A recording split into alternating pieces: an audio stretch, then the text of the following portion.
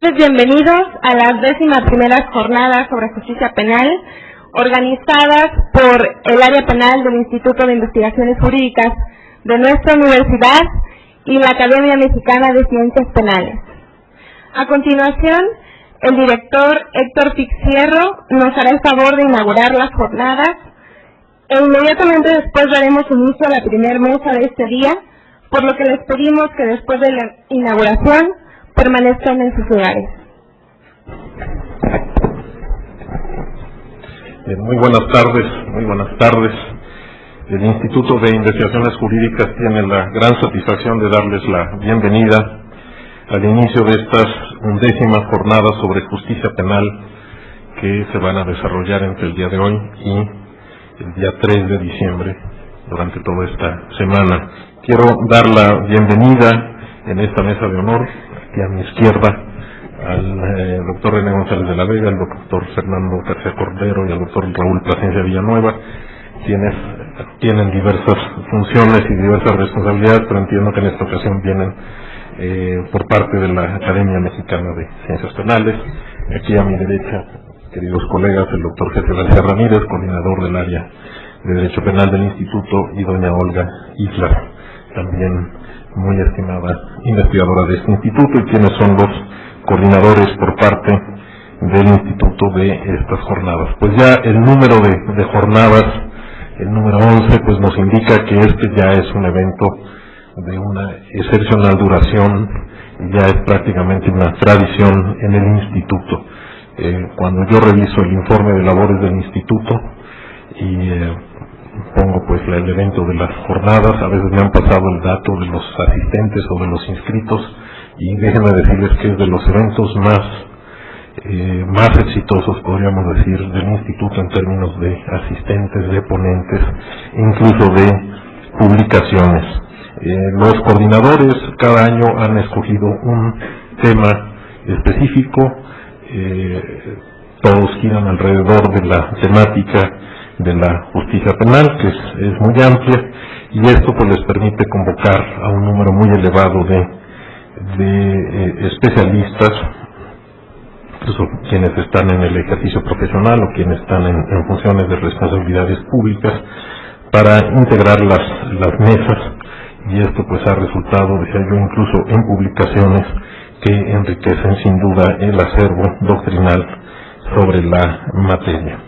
Quiero yo agradecer la concurrencia, la colaboración de la Academia Mexicana de Ciencias Penales, que es la que permite, respalda y legitima en mucho también esta actividad, y como es tradición en el instituto, pues tratamos de unir esfuerzos de manera que aquello que realizamos tenga un respaldo mucho más amplio, y justamente gracias a la Academia Mexicana de Ciencias Penales es como se han convocado a 30 expositores, miembros de la Academia, vinculados con diversas instituciones, y quienes van a cubrir las distintas mesas del evento. Yo no quisiera tomar más tiempo para abundar sobre la importancia de las jornadas. No necesito convencer a nadie de ustedes, si no, no estarían aquí sentados en el auditorio si no hubiera esta convicción del interés y de la importancia de las jornadas. Y solamente quisiera agradecer a don Sergio García Ramírez, a doña Olga Islas, por parte del instituto, nuevamente su esfuerzo y su entusiasmo para que estas jornadas sean exitosas y tengamos muchas más en el futuro. Estoy seguro que el evento será del mayor interés y probablemente haya quizá una nueva publicación en puerta, que nos dará mucha satisfacción ver en un futuro. De manera que nuevamente buenas tardes, bienvenidos a todos y a todas. Muchas gracias, estimados colegas y amigos, y que sea pues para bien del evento. Y con eso incluso gana unos minutos la primera mesa para las discusiones que van a iniciar. Muchas gracias. Buenas tardes.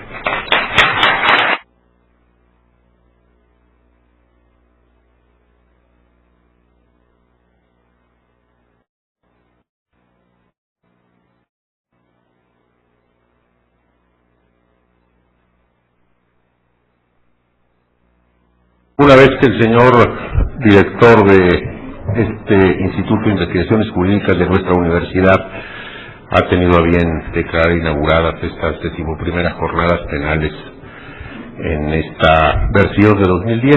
Iniciamos desde luego los trabajos de las mismas y la primera ponencia de la primera mesa, quiero decir, está a cargo de nuestro muy buen amigo y respeto colega, el doctor Raúl Plasencia, quien sabemos es presidente de la Comisión Nacional de Derechos Humanos, investigador muy distinguido de este mismo Instituto de Investigaciones Jurídicas y por supuesto miembro de número de la Academia Mexicana de Ciencias Penales. Así sin más los dejo con el doctor Plasencia. ¿Dónde ustedes?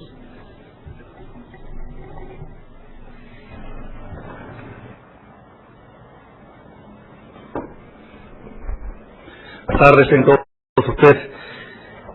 Estimado doctor García Ramírez, don Sergio García Ramírez, muchas gracias por la invitación para participar en estas jornadas en materia penal. Muchas gracias a la doctora doña Olga Islas de González Mariscal, mi maestra, por permitirme también participar en este muy importante evento. Y sin duda que también muchas gracias a mis amigos, don Fernando García Cordero y también don Fernando González de la Vega, por acompañarme en esta mesa. El tema sobre el cual quisiera charlar algunos minutos se refiere a la situación actual de los derechos humanos en México. Y miren ustedes, las constantes reformas que se han dado al marco jurídico en los últimos años han traído diversas consecuencias. Una de ellas es precisamente una reducción en la protección de los derechos humanos, o como algunos las hemos denominado, un adelgazamiento de las garantías individuales. A partir de estas modificaciones, hemos visto el surgimiento de algunas figuras hasta antes inusitadas para el sistema de justicia penal. Figuras tales como el arraigo, pero ya no solamente en la ley secundaria, sino más bien en el plano constitucional. La denuncia anónima, aquel debatido tema que los procesalistas tanto discutían en el sentido de si era válido o no aceptar la delación anónima. El tema de régimen de excepción para la delincuencia organizada, o bien el endurecimiento de las penas como esa especie de alternativa por parte de algunos, en el sentido de pretender que con el incremento de penas pudiésemos encontrar una solución al problema de la delincuencia que socialmente estamos padeciendo. El moderno derecho penal en el siglo XXI y el derecho procesal penal actual se constituye hoy por hoy como la más firme garantía, como la más firme protección de los derechos humanos. En este orden de ideas, hoy por hoy, no es darle suponer a un derecho penal o a un derecho procesal penal como un derecho que restringe a derechos, sino por el contrario, que reconozca, que busque la garantía, que busque la mayor protección, que tengamos un equilibrio adecuado entre el ejercicio mismo de la justicia y el logro también de los derechos en favor de todas las personas. Hoy por hoy observamos también una lamentable tendencia por el endurecimiento de las penas, así como si por el simple incremento de las penas pudiéramos encontrar una solución a problemas de índole social. Permítanme decirles que si esto fuera así, desde hace décadas, si no es que siglos, se hubiera dado la reforma legal adecuada para encontrar la solución a la terrible problemática que se padece en algunos países y de la cual no se sustrae el nuestro. En el contexto anterior, se da una muy importante y trascendente reforma constitucional, la del 18 de junio de 2008, que representa, a mi sentir, una de las más profundas que se ha dado en la historia del México contemporáneo, que propicia y nos invita a un análisis, a un debate, a una reflexión y sobre todo a tener que marcar hacia dónde la dirección que debemos asumir para que ésta pueda tener oportunidad de llevarse a la práctica. Permítame distraer los siguientes minutos, espero no vayan a ser más de 30, para poder hablar sobre 3 temáticas en particular. Número 1, la reorientación del sistema de justicia en nuestro país, en donde quisiera abordar el proceso de la inacabada reforma al sistema de justicia penal, el establecimiento de un régimen de excepción para los casos de la delincuencia organizada. Y en el tema número 2, la situación actual de los derechos humanos en México, que es precisamente el tema materia de mi exposición. ¿Ante qué estamos enfrentando en materia de seguridad pública? ¿Qué ha pasado con la tortura y los tratos crueles, inhumanos o degradantes? ¿Qué sucede con la desaparición forzada o involuntaria de personas? ¿Qué está pasando en materia de detención arbitraria? En materia de cateos y visitas domiciliarias.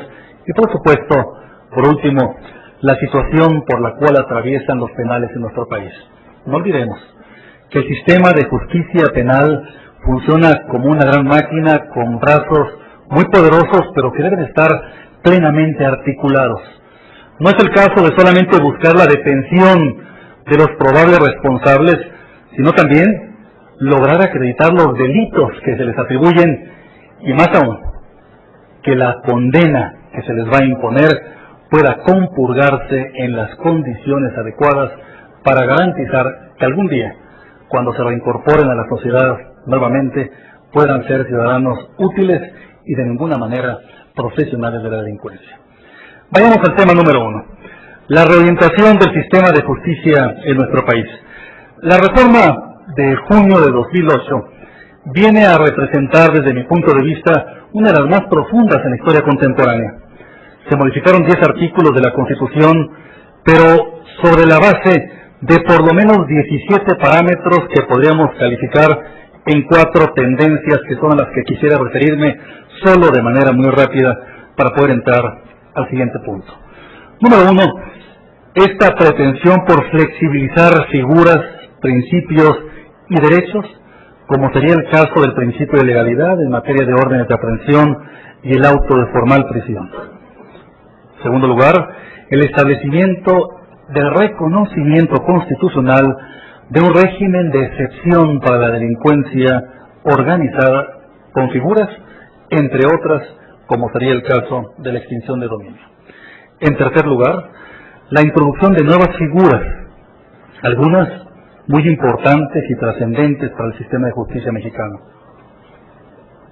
Los medios alternativos de solución de controversias sería uno de ellos. Pero por otra parte, la posibilidad de que todos los elementos de corporaciones policiales del país estén legitimados para llevar a cabo investigaciones de delitos, lo cual viene a invitarnos a reflexionar qué tipo de policías son los que requerimos ahora como investigadores y si estamos en condición de que esos cerca de 400,000 elementos de las corporaciones policiales que hay en todo el país están en condiciones de llevar a cabo una investigación adecuada en la materia. Por otra parte, también el ejercicio de la acción penal privada, una modalidad interesante que permite dejar muy en claro cómo hay el sacrificio de una potestad del Estado sobre pretexto de que así pudiera haber más éxito en el formal procesamiento de los responsables de los delitos. Y por último, la reorientación de algunas figuras y fórmulas, como es el caso de la extensión de la flagrancia, que evidentemente viene a incorporarse con una nueva tendencia peligrosa en el ámbito de los derechos humanos y que habré de referirme más adelante. Y por último, este cambio de concepto de readaptación social por reinserción social. Veamos este llamado proceso de la inacabada reforma en materia penal. Si volteáramos un poco la mirada hacia el pasado, tendríamos que recordar cómo ya en 1993 se dio una reforma constitucional en donde la oferta que se hacía por parte del legislador es que con estas nuevas figuras jurídicas podría haber una mayor alternativa de éxito, mayor posibilidad de que la autoridad detuviera, procesara y lograra la condena de cierto género de delincuentes. Se introduce el concepto de delitos graves desde la Constitución. Se introduce el concepto de delincuencia organizada y posteriormente en 1993 se termina aquel largo debate de si estaba legitimada o no la autoridad para intervenir comunicaciones privadas. La oferta que se hace en 1996 es que interviniendo las comunicaciones privadas del crimen organizado podría lucharse de manera más efectiva en contra de los mismos. El resultado que hemos visto en estos últimos 17 años o 14 años creo que es evidente. el incremento de la violencia por parte de los delincuentes, que nos tiene hoy por hoy sumidos en algunas partes del país en un episodio de los más cruentos en la vida contemporánea del país. El hecho de que 27 personas sean ejecutadas todos los días y que esas ejecuciones se atribuyan al crimen organizado nos da una idea más o menos clara de si la reforma constitucional ha logrado aportar un buen camino o bien si no es una cuestión de reformas sino otro tipo de estrategias las que tienen que tomarse. El establecimiento de un régimen de excepción para los casos de delincuencia organizada. Miren ustedes, la reforma constitucional desde el año del 93 parecía dejar sentir que se pretendía llevar a cabo la introducción de un régimen de excepción o como algunos llaman ahora, de un derecho penal para ciertos sujetos considerados como enemigos para el Estado. Hoy por hoy, a 17 años de distancia y ante la reforma del año 2008, podemos claramente afirmar que sí, se ha presentado hoy por hoy ya el pleno reconocimiento constitucional de un régimen de excepción para ciertos delincuentes calificados por algunos como delincuentes organizados y que resulta muy discutible si realmente correspondería una reducción de sus derechos y un tratamiento diferenciado al resto de las personas. Todo esto nos lleva a meditar y a reflexionar en cuanto al proceso de esta aparentemente inacabada reforma al sistema de justicia penal en nuestro país. Realmente, con la reforma constitucional, con el cambio de dirección del sistema de justicia, ¿podremos lograr el ideal que estamos tratando de alcanzar? Este ideal, que si volteáramos la mirada al año de 1900, cuando se crea el Ministerio Público, cuando se decide desaparecer los jueces de instrucción por lo parcial de su actividad, cuando se decide crear una figura como lo fue el Ministerio Público y lo ha sido de entonces a la fecha, que fuese la persona en quien la sociedad tuviese más confianza y que nos alejáramos de aquel personaje del siglo XIX denominado fiscal, un sujeto que actuaba con parcialidad, con consigna. En el año 1900 surgió en la vida nacional la figura del Ministerio Público, pero se buscaba que fuera un servidor público que defendiera los intereses de la sociedad y más aún, que buscara hacer efectivo un anhelo de 100 años antes por lo menos, o bien que se fue gestando a partir de la independencia, que algún día en México pudiéramos todos tener un sistema de justicia en donde éste pudiera impartirse o bien generarse por igual a todos los mexicanos.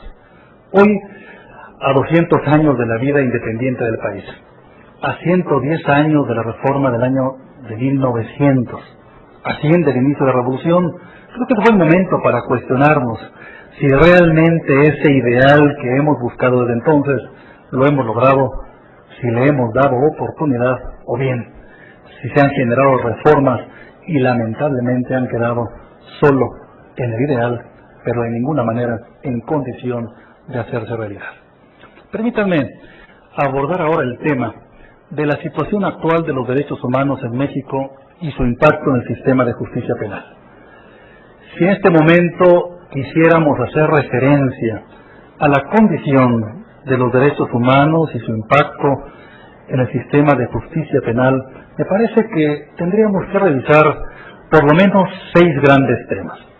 No serían todos, pero sí estos que son del conocimiento de la Comisión Nacional de los Derechos Humanos, que nos preocupan y que nos ocupan en el momento actual. Y más aún, a propósito de esa muy importante y trascendente reforma constitucional del año 2008, que esperemos pueda encontrar solución a este tipo de dinámicas que se han ido incrementando en el país y que lamentablemente las reformas previas no lograron ser la solución, como no lo sería, me parece, ninguna reforma por sí misma. El ejercicio efectivo del derecho a la seguridad pública.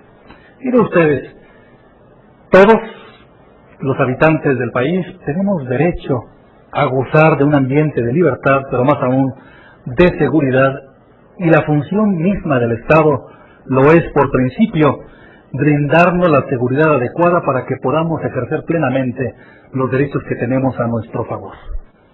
Hoy por hoy hemos observado cómo el incremento de la escalada de violencia por parte del crimen organizado se ha dado de manera inusitada en varios lugares del país. La penetración del narcotráfico a diversas instituciones públicas, el incremento del secuestro y más aún, la condición en la cual nos encontramos, en donde de enero 1 de 2010 a la fecha se han presentado 8.406 ejecuciones atribuidas a miembros del crimen organizado.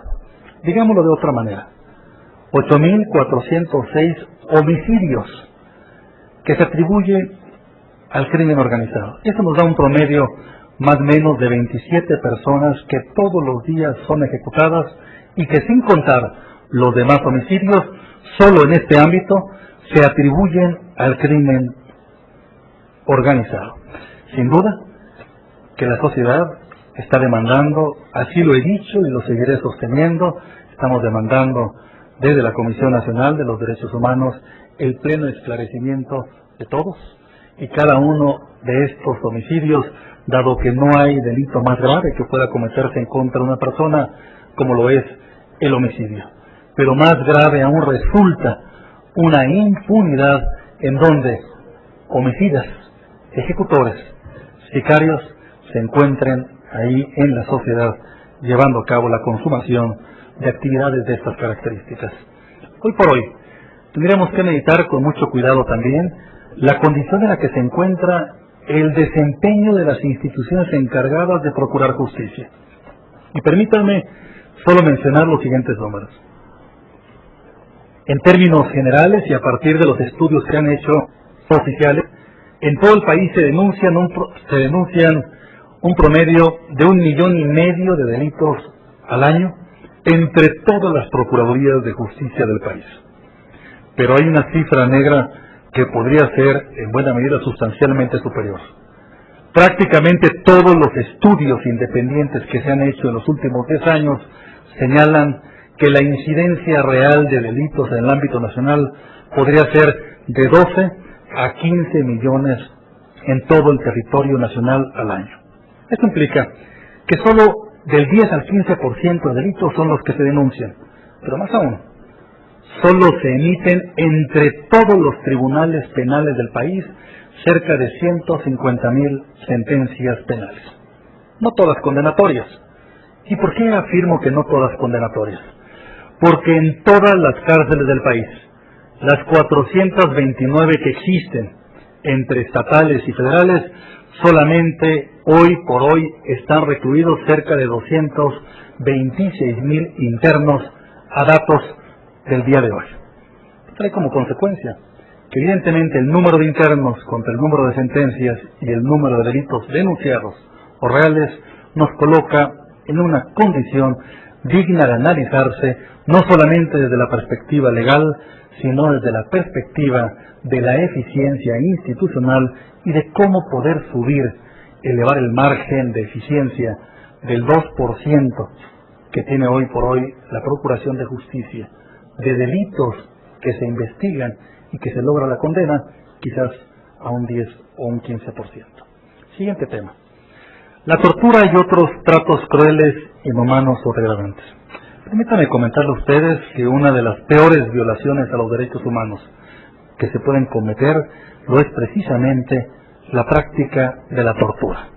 Por ello, es que ha sido catalogada como un delito de lesa humanidad, como una práctica en la que todos debemos sumar esfuerzos para buscar erradicarla, pero más aún, para buscar sancionar también a todo aquel que la practique.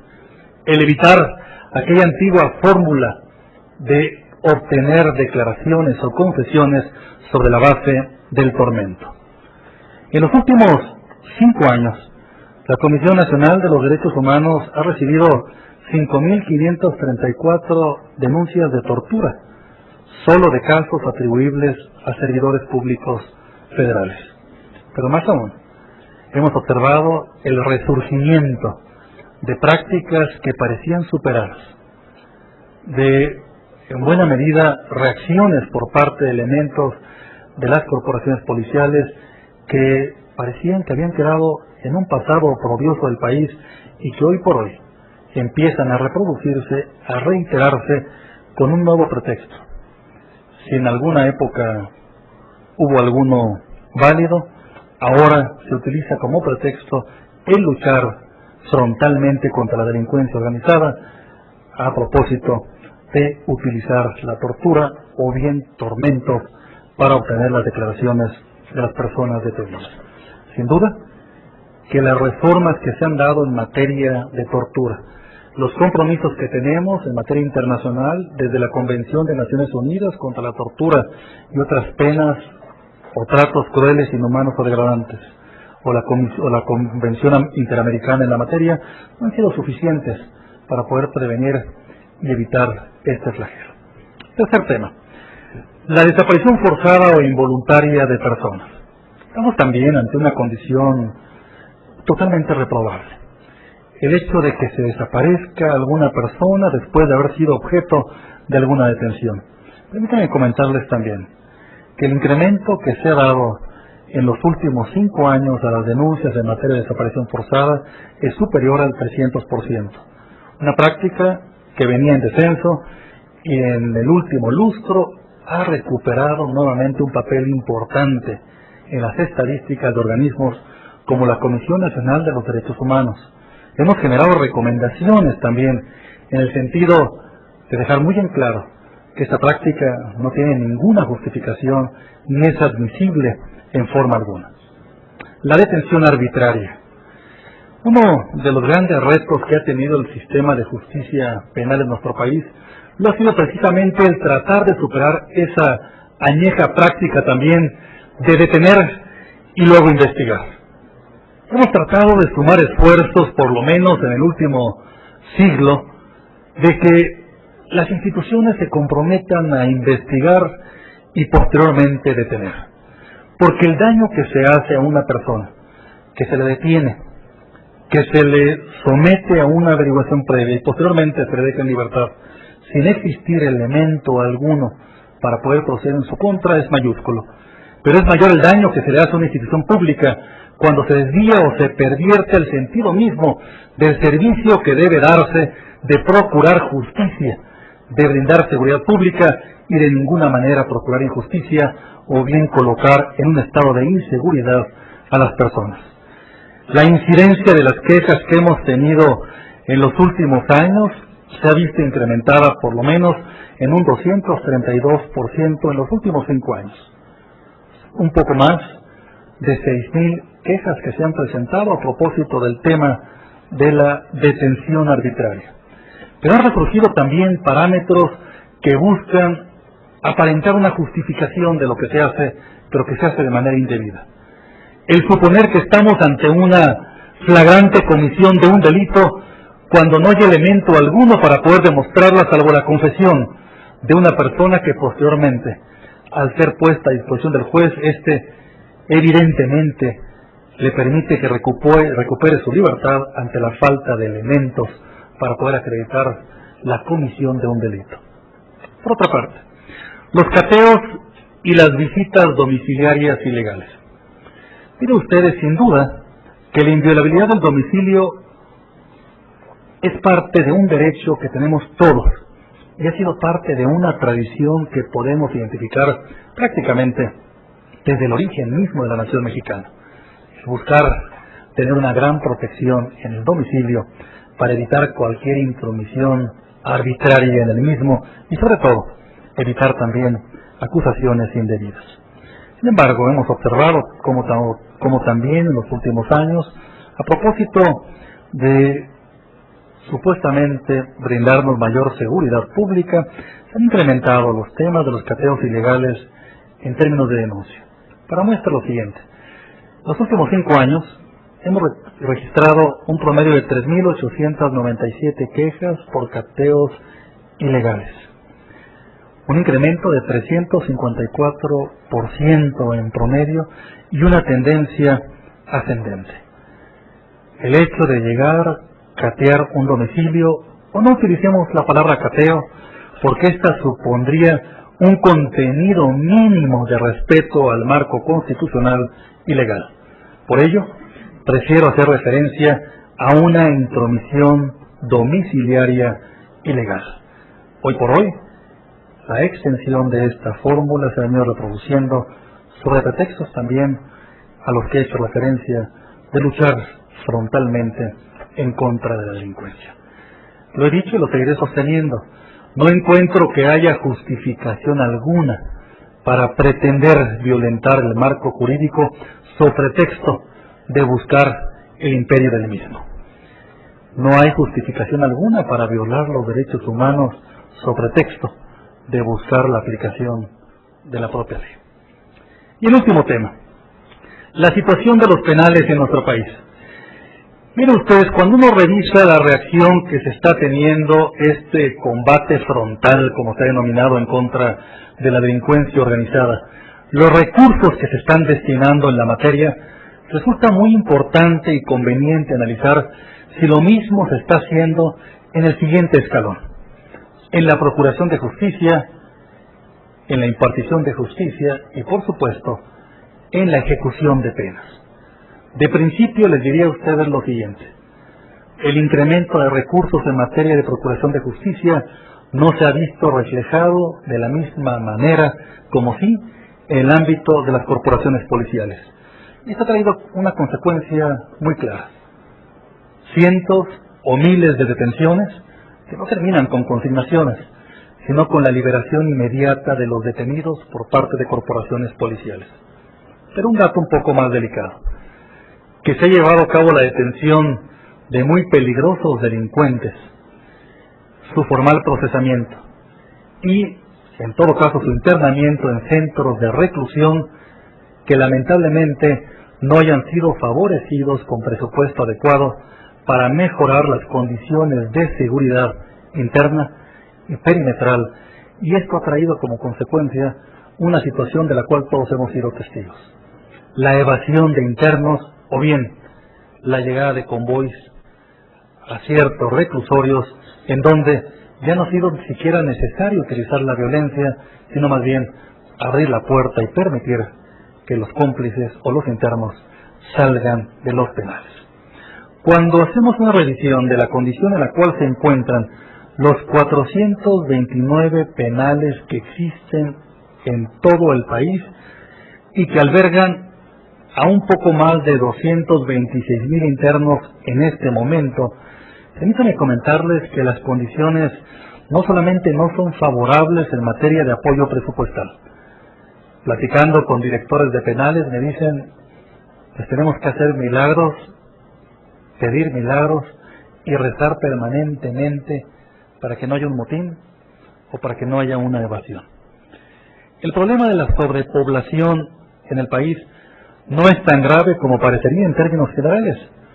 Solo el 22.29% de sobrepoblación en los reclusorios, en promedio. Sin embargo, lamentablemente lo que sí tenemos es una falta en buena medida de controles, de adecuaciones, de condiciones adecuadas para poder garantizar que quienes están compurgando una pena o se encuentran en prisión no seguirán cometiendo delitos, como sería el caso de la extorsión telefónica. Hoy por hoy, el nivel tan frágil de seguridad en los penales no ha permitido siquiera evitar la introducción de teléfonos celulares para evitar, en buena medida, la extorsión telefónica desde los penales. Esto nos motiva y nos genera una preocupación importante. No solo es el caso de llevar a cabo una lucha frontal en contra de los delincuentes para detenerlos, sino también tener recursos y condiciones para poder demostrar los delitos y poder formular las acusaciones correspondientes. Más aún, tener reclusorios en donde la finalidad de la pena pueda alcanzarse. Si hoy por hoy es la readaptación social, que sea esta la que se logre. De ninguna manera el pretender aislar a supuestos delincuentes sobre pretexto de que ahí se conviertan más que en ser readaptados en profesionales de la delincuencia. Finalmente les diría lo siguiente: es importante señalar que la seguridad pública representa uno de los más caros ideales de la sociedad mexicana. Un ideal que hemos estado buscando desde hace décadas. Estoy convencido de que no es solamente por la vía de la reforma legal cómo lo vamos a alcanzar, sino más bien que es importante evaluar quiénes son las mujeres y los hombres que están ahí en las instituciones y que son los responsables de sacar adelante importantes reformas como la del año 2008. Es importante analizar las condiciones en las cuales están operando un sinnúmero de instituciones vinculadas con la seguridad pública.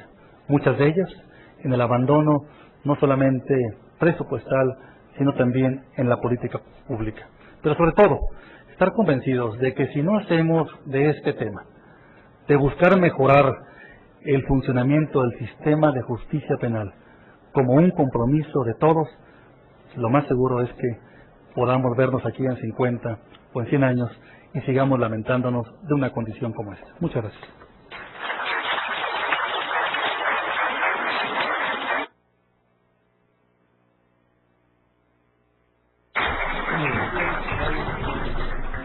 Muchas gracias, doctor Plasencia.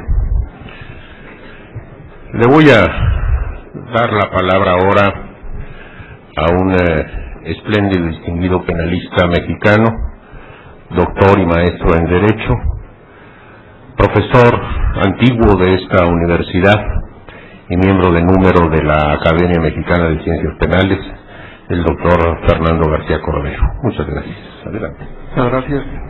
Muchas gracias, doctor René González de la Vega, por su amable presentación. Quiero agradecer la distinción que mucho aprecio para participar en estas 11ª jornadas sobre justicia penal. Asimismo, deseo expresar mi reconocimiento al académico Raúl Plasencia Villanueva por la puntual y precisa descripción que nos ha presentado sobre la situación actual de los derechos humanos en el Estado mexicano. Por mi parte, me limitaré en los siguientes 20 minutos a tratar un aspecto medular del informe 2010 de la Comisión Interamericana de Derechos Humanos sobre seguridad ciudadana y derechos humanos, independientemente de que por escrito entregaré hoy mismo algunas reflexiones en torno al extenso documento que ha presentado el doctor Plasencia Villanueva.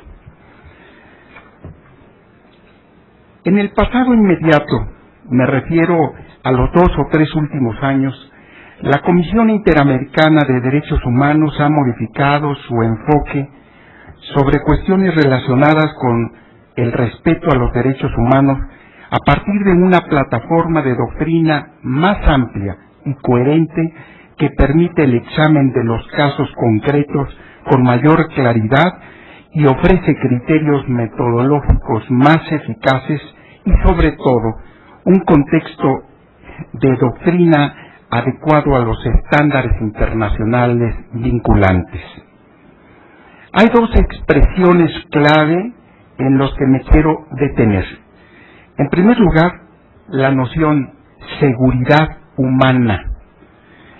En segundo lugar, la noción seguridad ciudadana. Ninguna de las dos está en la terminología conceptual que habitualmente manejamos cuando nos referimos a los derechos humanos o a la seguridad pública.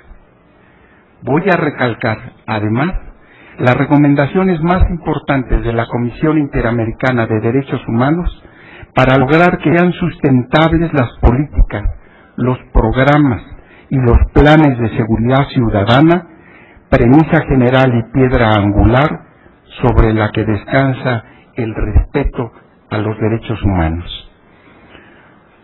Los problemas de la seguridad pública, el orden social y la armonía en la convivencia de los ciudadanos ha entrado en una fase crítica de alcances mundiales.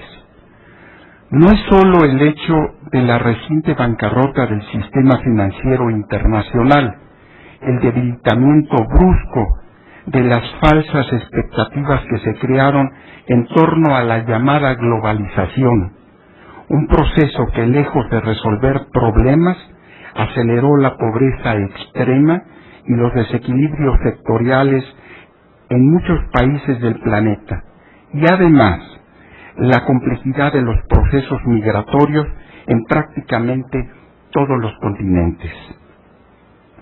La combinación de estos cambios lastimó la calidad de vida y condujo a la pérdida de la seguridad pública, uno de cuyos efectos inevitables es la violación de derechos humanos. Y esto no es todo. La vida social implica la interacción de diversos actores, en lo económico, en lo político, en lo social. Involucra a factores cambiantes que incluyen la historia específica de cada país, sus costumbres y tradiciones, la organización política del Estado, las políticas y los programas de los gobiernos y la vigencia o la violación de los derechos económicos, sociales y culturales. Se trata de escenarios que tienen variaciones nacionales. En todos los casos, la calidad de la vida se ve amenazada o dañada como el Estado se muestra capaz de dar protección a los ciudadanos, incapacidad que bloquea y destruye el diálogo entre gobernantes y gobernados. Este proceso ha sido muy doloroso en nuestro hemisferio. Nuestros países presentan hoy uno de los índices de criminalidad más altos del mundo, un índice que afecta de modo dramático a la población joven. Por primera vez, sostiene la Comisión Interamericana de Derechos Humanos en el informe sobre Seguridad Ciudadana y Derechos Humanos 2010, la delincuencia ha desplazado al empleo como la principal preocupación para la población. En la primera década del siglo XXI, México, lamentablemente, ilustra ese drama. Ni el Poder Judicial, ni el Ministerio Público Federal o local, ni las corporaciones de seguridad, ni el sistema penitenciario han tenido una capacidad de respuesta eficaz y mucho menos desplegando las acciones de prevención y de represión legítimas contra la delincuencia organizada, la violencia y la criminalidad cotidiana. El viejo argumento, en el sentido de que las dictaduras militares y los gobiernos autoritarios dejaron una herencia de violencia e inseguridad, ha dejado de funcionar. La crisis de seguridad pública es responsabilidad directa de los gobiernos actuales, que no han asumido el compromiso y el cumplimiento de sus obligaciones internacionales de tutela y garantía de los derechos humanos, alejándose de los estándares internacionales de la materia. El continente registra algunos de los índices más altos en el mundo en crimen y violencia. Me detengo brevemente en algunos de ellos. Como es sabido por todos, un indicador mundialmente aceptado para medir la violencia es la tasa de homicidios por cada 100.000 habitantes. Hago el comparativo con la cifra 100 como punto de referencia para simplificar la exposición. Se sobreentiende que 100 es igual a 100.000. Pues bien, la tasa en Europa es de 8.9 contra 100. En el Pacífico Occidental, 3.4 contra 100.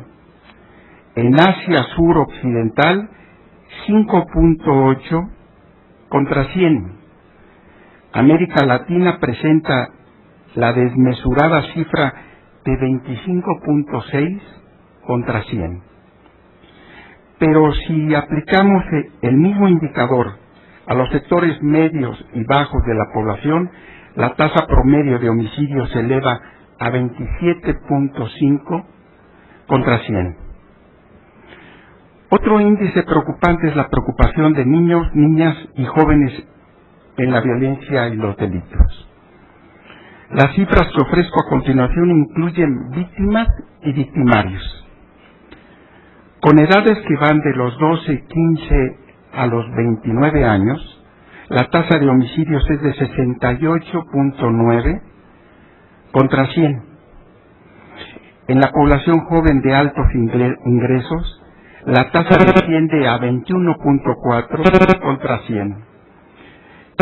En la población de ingresos medios y bajos se eleva a 89.7 contra 100. El informe sobre seguridad ciudadana y derechos humanos 2010 subrayó también el impacto de la violencia sobre la economía. Aquí no se consideran los costos en vidas humanas. ¿Tú crees que se da? A lo mejor sí. Es el CISEN. En América Central se estima que el costo de la violencia oscila entre el 2 y el 15% del Producto Interno Bruto. Por último, destaco los índices de confianza de la población en el gobierno, en el Congreso, la policía y el sistema judicial.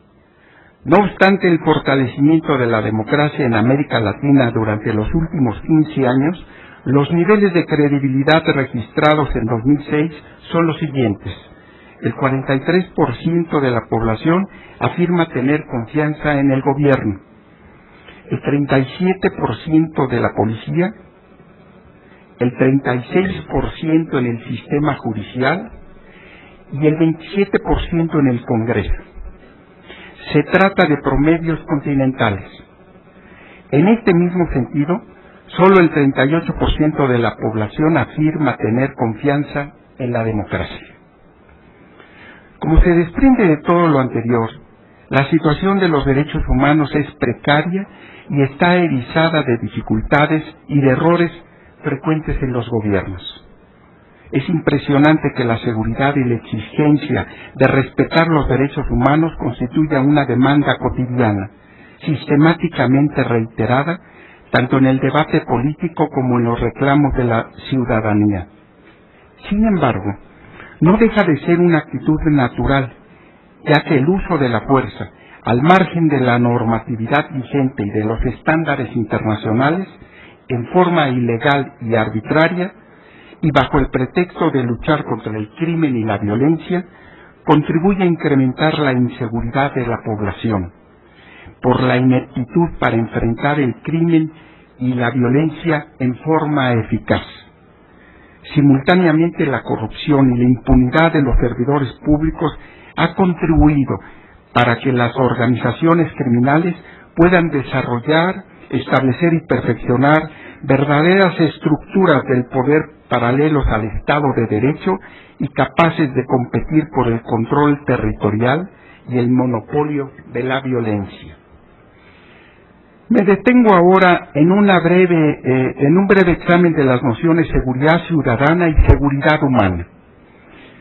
La Comisión Interamericana subraya con mucha frecuencia que la expresión seguridad ciudadana surgió en América Latina durante el proceso de transición de las dictaduras militares a la democracia y que tenía como propósito principal distinguir la seguridad que va acompañada de libertad de expresión, pluralidad política y confianza de las personas en la calle, en los espectáculos, en la vida cotidiana, frente a la seguridad custodiada por bayonetas, violencia y autoritarismo. Sin embargo, la seguridad ciudadana tiene su origen en los aportes de los organismos internacionales y en el propio desarrollo de la doctrina jurídica sobre los derechos humanos que acuñaron inicialmente la noción de seguridad humana y la definieron como el establecimiento de los medios o condiciones que hacen posible el desarrollo de la persona, un proceso que exige ampliar las opciones de los individuos, desde el disfrute de una vida saludable y prolongada hasta el acceso a los recursos necesarios para un nivel de prosperidad que incluya el trabajo la vivienda, la educación, la recreación y el acceso al conocimiento, pasando desde luego por el ejercicio de las libertades políticas, económicas y sociales. La seguridad humana es, por lo tanto, una variable que depende del crecimiento, de las políticas de desarrollo y de los programas dirigidos a elevar la calidad de la vida. Los indicadores internacionales sobre corrupción, delincuencia, seguridad pública, violencia, obesidad, desempleo, etcétera, etcétera, los primeros registros que examinan son exactamente los grandes parámetros de la seguridad humana.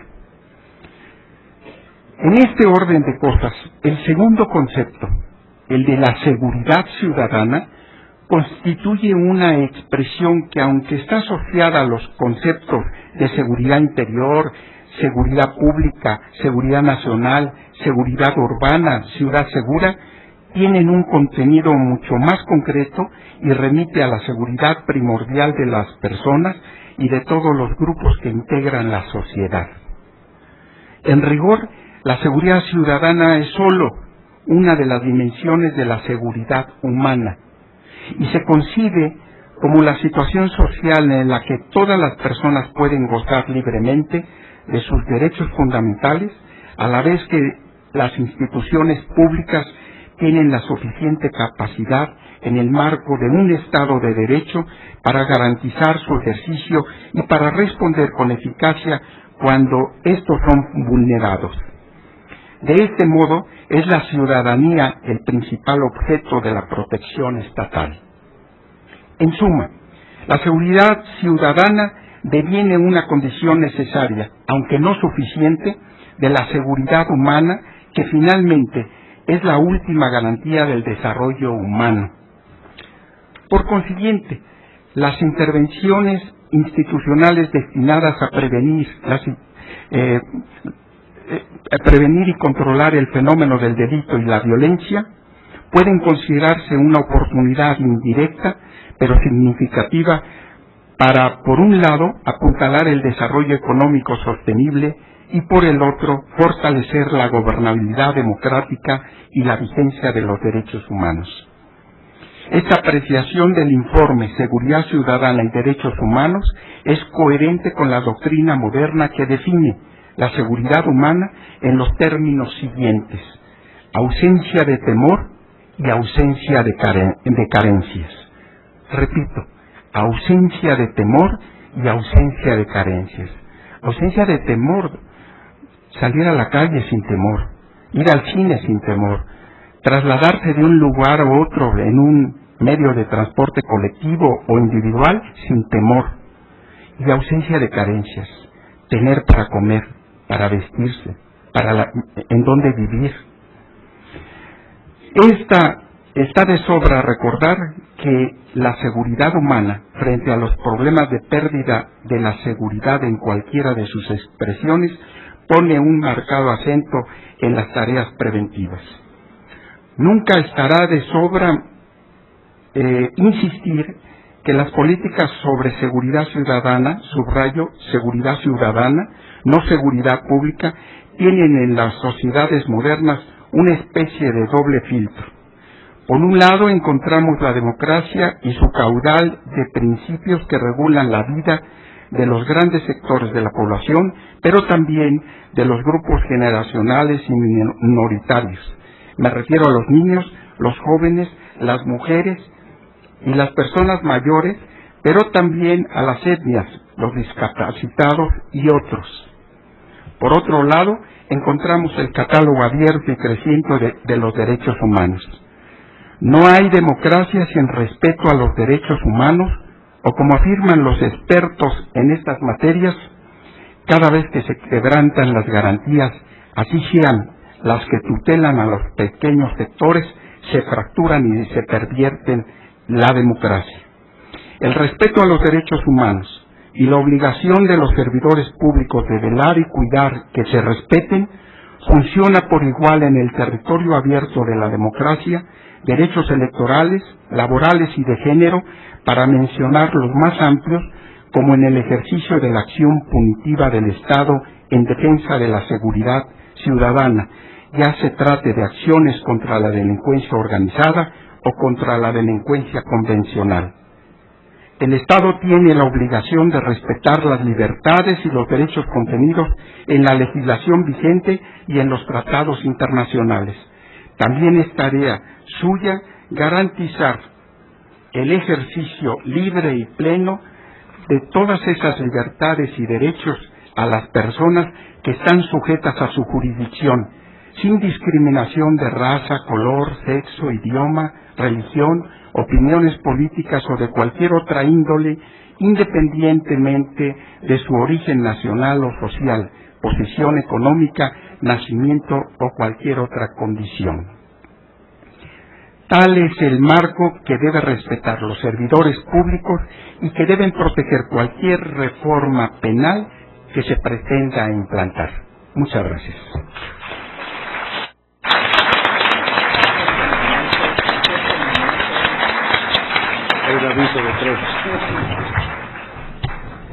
Muchas gracias, doctor García Cordero.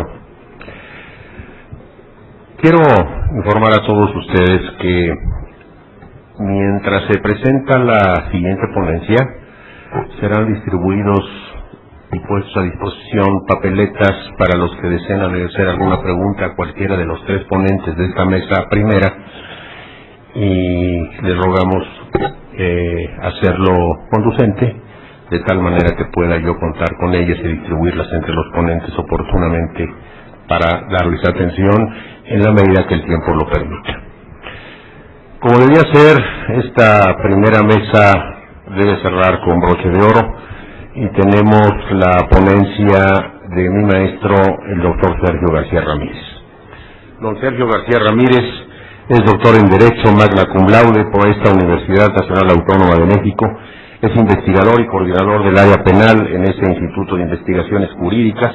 Es investigador nacional emérito del Sistema Nacional de Investigadores, expresidente de la Corte Interamericana de Derechos Humanos, exprocurador general de la República, autor de diversas obras sobre temas jurídicos, entre ellas la Reforma Penal Constitucional de 2008, Democracia o Autoritarismo. Con ustedes, el doctor García Ramírez.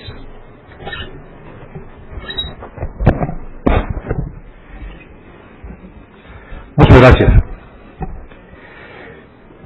Ante todo, celebro la feliz coincidencia que permite al Instituto de Investigaciones Jurídicas y a la Academia Mexicana de Ciencias Penales reunir sus fuerzas para examinar uno de los grandes temas de nuestro tiempo, hoy y en este país: la reforma penal, y más todavía que la reforma penal, el sistema de justicia penal en México. ¿Cuál es el Estado que guarda de veras la justicia penal en la República Mexicana? También celebro la coincidencia que sin duda habrá, la anticipo, entre muchas o todas las expresiones que hemos escuchado y las que yo me atreveré a plantear ante ustedes a propósito del tema que ahora nos ocupa. Si se trata de estudiar la justicia penal, el proceso penal, la reforma penal, vale la pena tomar en cuenta por lo menos dos perspectivas para el examen. Por una parte, cabría examinar este gran asunto desde una consideración, desde una perspectiva puramente normativa, dogmática, leyendo disposiciones que figuran en nuestra Constitución y en nuestras leyes, y glosando discursos que forman parte de la retórica acostumbrada. Esta es, desde luego, una perspectiva válida, propia del profesor, del catedrático de Derecho Penal o del catedrático de Procedimientos Penales. Pero quizá resultaría parcial e insatisfactoria, y a la postre infecunda o escasamente fecunda. Hay otra perspectiva, que es la que prefiero elegir. Una perspectiva que analiza este tema desde el ángulo de la realidad, desde el ángulo de la historia, de la política, de las tensiones, experiencias y preocupaciones de la sociedad. es una perspectiva realista, heterodoxa desde el punto de vista del ejercicio docente en nuestras universidades, pero ortodoxa desde el ángulo de las grandes y graves preocupaciones que hoy día animan o agitan, mejor dicho, a la sociedad mexicana.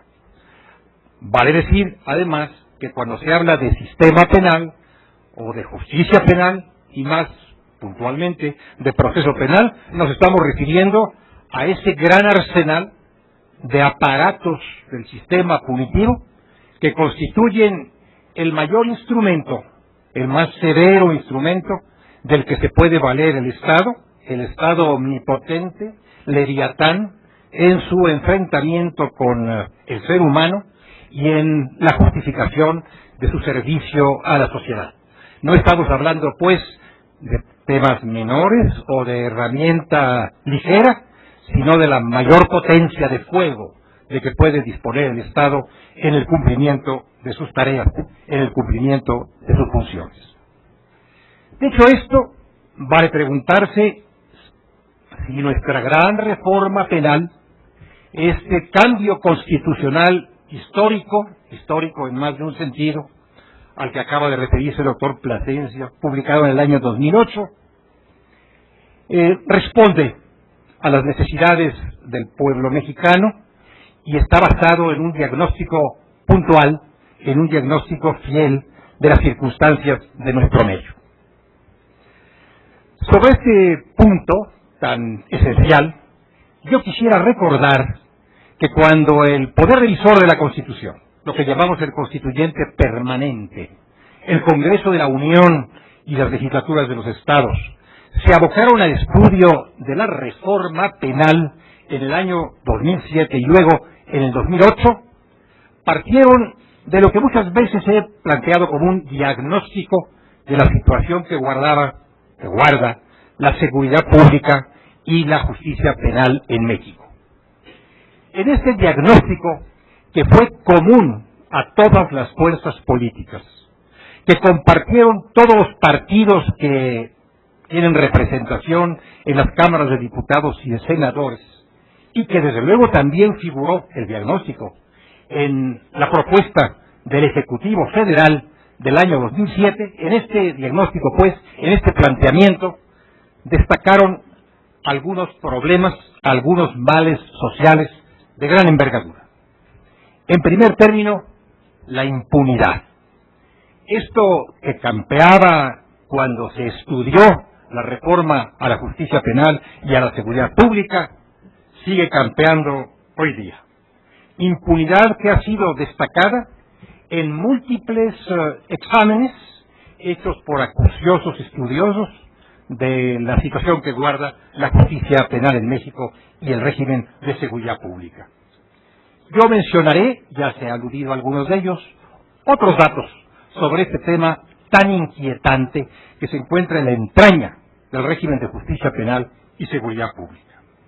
Por ejemplo, en el periódico El Universal del 21 de junio de 2010, se hablaba en ese entonces de 2.000 ejecuciones realizadas en la República en su conjunto en el curso de los últimos años, los años que abarca esta etapa administrativa. Ahora son muchos más esas ejecuciones. Me estoy refiriendo a esa noticia del 21 de junio.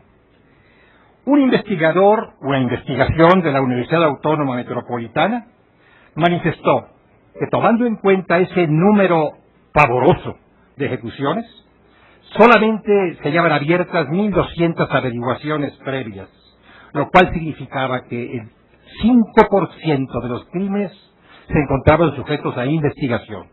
No digo de los criminales sujetos a proceso, y mucho menos a condena, sino de los crímenes sujetos a investigación. En otro lugar, el mismo investigador menciona apenas un 1% como cifra más puntual y completa. Esto es, indudablemente, impunidad, gravísima impunidad. ¿La reforma del año 2008 contribuye a resolverla? La pregunta está en el aire. Las respuestas que cada quien pueda aportar fluyen con facilidad. Segundo, extremo de este diagnóstico: corrupción. Según datos publicados en el mismo diario del 7 de agosto, el secretario federal de Seguridad Pública manifestó, se trata por lo tanto de una fuente oficial, el crimen organizado paga a las policías municipales sobornos por 1.277 millones de pesos. Con ello se cubre el déficit salarial.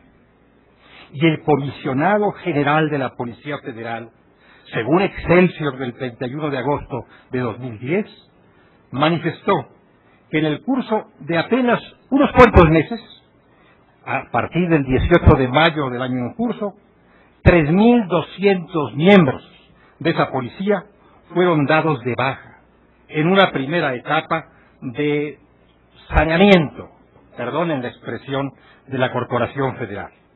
Y otros 1.020 serían dados de baja. Se dijo entonces en las siguientes semanas o en los próximos meses.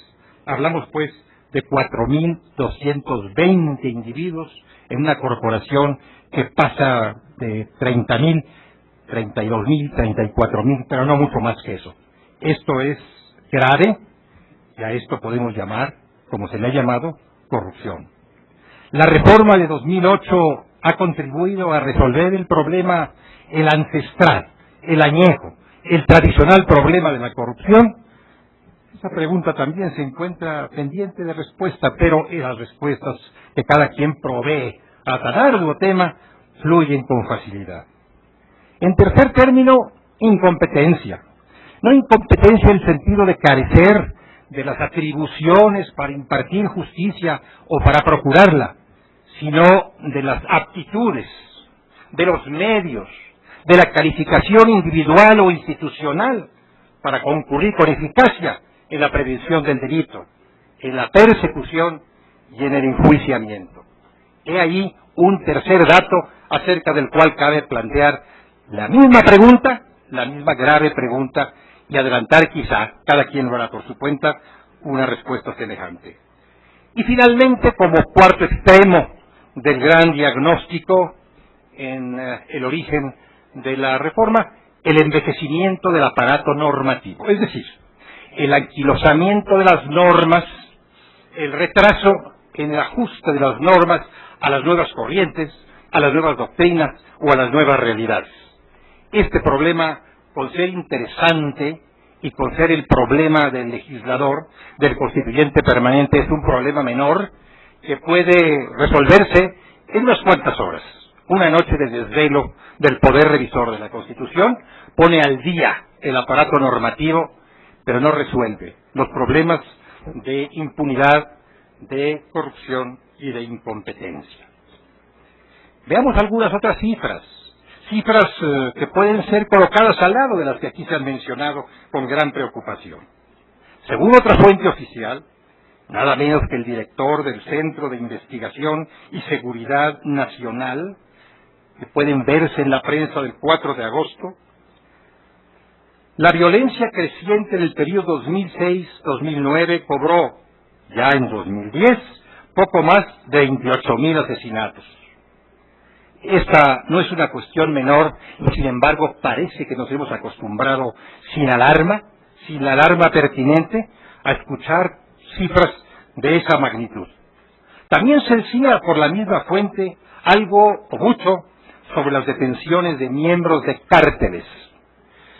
No voy a identificar los cárteles por sus nombres bien conocidos porque no pretendo hacer publicidad en torno a ellos. Les llamaré el cártel A, el B, el C, el D. De un cártel, digamos el A, hubo, se dice por esa fuente oficial, 20.000 detenidos. Del B, 18.000. Del C, 12.000. Y del D, 9.000. La suma me da, no siendo experto en matemáticas, 60.000. Frente a una policía federal que tiene, como dije, unos 34.000 efectivos. La conclusión de la misma fuente oficial es, por lo menos, muy inquietante. Dijo, entre comillas lo cito, lo reproduzco, literalmente lo menciono: avances insuficientes en lavado de dinero, lentitud en la profesionalización de policías y en la entrega de recursos de la llamada Iniciativa Mérida, así como avances insuficientes en el abatimiento del secuestro y la extorsión.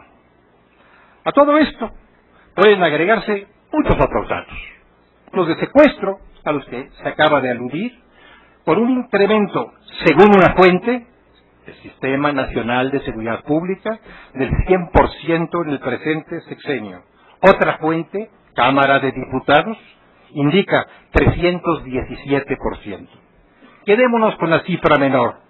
No es una cifra pequeña, es simplemente menor en relación con 317. Un incremento del 100% en solo 3 años y medio es ciertamente, y tratándose de secuestro, un aumento pavoroso. Extorsión. En junio de 2010, manifiesta la misma fuente que ahora invoco, se llegó a cifras nunca antes alcanzadas, en un delito de las características y de la gravedad de la extorsión. Inseguridad en carreteras, cuestión que hemos estado ventilando y reconociendo, sobre todo en los últimos días. En esta administración, y digo en esta administración porque de tal forma se refieren al fenómeno los datos que estoy manejando, los datos publicados, en esta administración la inseguridad se disparó, otra expresión acostumbrada, en 245%. ¿Pero qué es esto de inseguridad en carreteras? Son asaltos en los caminos nacionales, lo cual nos permite retrotraernos al siglo XVIII, o al siglo XIX, o al alba del siglo XX. 289 asaltos en carreteras en el año 2006, 507 en el 2007, 692 en el 2008, 826 en el 2009 y 702 en lo que va del año 2010. No en lo que va, me corrijo, entre enero y agosto, que es lo computado del año 2010. Relación de la inseguridad pública con un tema mayor también para el desarrollo del país, el Producto Interno Bruto. Si estamos padeciendo los mexicanos las consecuencias de la inseguridad y de la injusticia, también estamos sufriendo los trastornos, los tropiezos, los desórdenes de la economía. Y por eso vale la pena ver si está vinculada una cosa con la otra, si la inseguridad y la injusticia en el ramo penal tienen algún efecto, algún impacto sobre los problemas económicos de la nación y particularmente aquellos que se pueden reflejar en lo que se suele llamar el Producto Interno Bruto, la generación de recursos por todos los sectores de la nación. Ese impacto, según el secretario de Hacienda, en septiembre de 2010, al hacer la glosa del informe presidencial, fue del 1.2%, que tampoco es una pequeña cifra si estamos hablando nada menos que del Producto Interno Bruto nacional, global. 1.2 es una cifra magna, pero si nos atenemos a las manifestaciones, a las expresiones del presidente de la Confederación Nacional de Cámaras Industriales, ese impacto sería del 7.1%. Y si damos crédito, y no veo por qué negárselo, tampoco lo asumo, simplemente lo menciono, al Centro de Estudios Económicos del Sector Privado, algunas instituciones estiman el impacto en el 15% del Producto Interno Bruto. Es decir, la inseguridad y la injusticia nos están costando mucho, mucho más que sangre, sudor y lágrimas. Nos están costando recursos patrimoniales que vienen a incrementar seguramente, su ausencia viene a incrementar las condiciones de la inseguridad y de la injusticia. Bien, uno se pregunta ahora, al lado de estas cifras aterradoras, por el proceso penal, por el sistema de justicia penal en estricto sentido. Yo no quisiera asumir la responsabilidad de formular un balance de cómo está la justicia penal en México, mucho menos en todos y cada uno de los estados de la República. Quiero referirme únicamente al estudio denominado Inversión de 1.600 millones de pesos en un proyecto inviable, la reforma Otra Víctima, estudio publicado en julio de 2010 y concerniente al estado de Chihuahua. Estado muy importante entre todos en la medida en que es un estado insignia de la reforma procesal penal.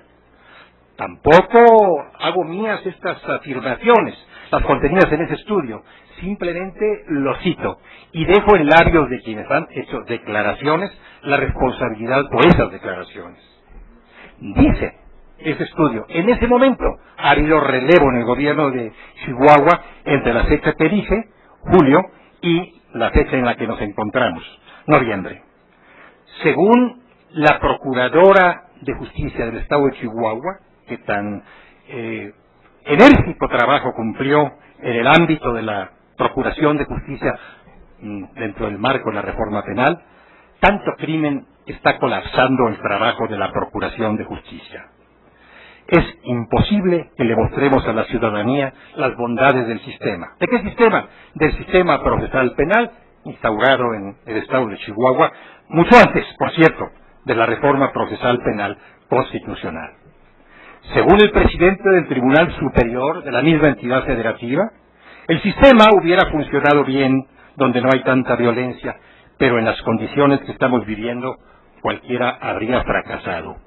Esto lo tengo en mi nota, entre comillas. Lo he tomado literalmente del estudio que invoqué.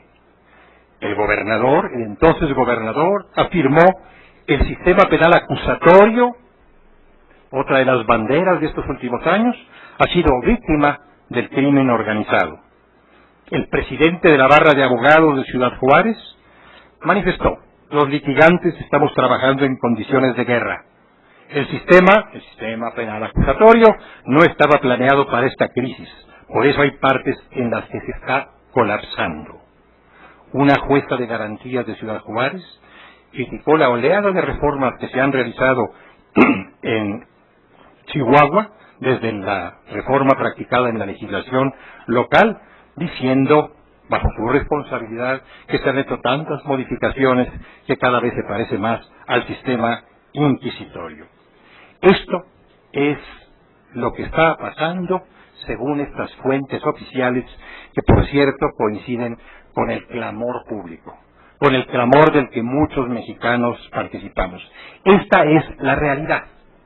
Creo yo que dentro de ese marco de realidades, de circunstancias de facto, hay que ponderar la reforma de iure y no solamente leyendo las normas de la Constitución, haciendo un estudio dogmático de esas disposiciones y reproduciendo los muy frecuentes discursos, la retórica defensora de la oralidad o del sistema acusatorio de los que soy partidario, que se reduce a ponderar los beneficios de la acusatoriedad o de la oralidad, pero no toma en cuenta el gran marco de hecho, el gran marco práctico en el que todo esto está ocurriendo, o bien en el que nada de lo previsto está ocurriendo todavía. ¿Es esto propio de un Estado de Derecho? ¿O estamos derivando hacia un Estado de otro signo, de otras características, de otro tono? ¿Estado de Derecho o Estado de sitio, para usar la expresión que alguien ha acuñado? ¿Retraimiento del derecho penal democrático ante el avance de novedades propias de un derecho penal autoritario, como algunas de las que nos han ponderado el doctor García Cordero y el doctor Plasencia? ¿Se pueden atribuir las culpas al sistema penal democrático de los fracasos prácticos en la seguridad pública o en la impartición de justicia penal? Esto nos ha llevado a una transición del sistema penal mexicano plagado de transacciones. Transacciones, a mi modo de ver, y ha sido manifestado en diversas oportunidades, transacciones entre corrientes autoritarias y corrientes democráticas. Concesiones para luchar contra el crimen a costa de muchas pérdidas, a costa de muchos riesgos que nos colocan frente a un futuro ominoso. Hace no muchos días, la Academia Mexicana de Ciencias Penales, coorganizadora de este encuentro, que ha estudiado la cuestión a fondo, se vio en la necesidad de pronunciarse oficialmente con la firma de 23 de sus integrantes a propósito de lo que está ocurriendo con los derechos humanos en México dentro del territorio de la justicia penal y la seguridad pública. Dijo entonces la academia, mejor dicho, los académicos que suscribieron ese manifiesto inquietante, ha observado el deterioro de las condiciones de seguridad pública y la afectación de derechos humanos con motivo de algunas acciones emprendidas por diversas autoridades. Reconocemos, agregamos, la necesidad de actuar con energía y eficacia en la recuperación de la seguridad perdida, pero rechazamos cualquier exceso que menoscabe el régimen de derecho establecido en la Constitución General de la República.